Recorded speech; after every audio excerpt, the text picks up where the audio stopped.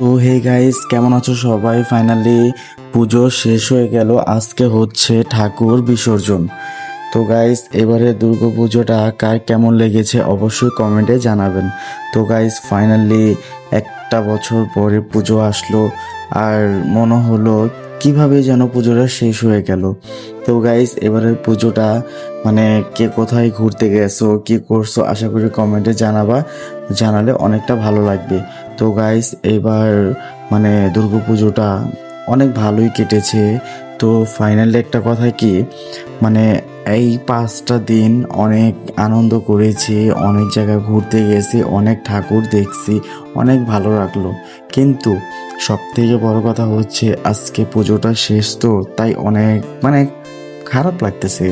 5টা দিন মানে এই একটা বছর, মানে এই দুর্গা পুজো ফাইনালি মানে বলতে গেলে আবার 1 বছর পরে আসবে, মানে 2026-এ।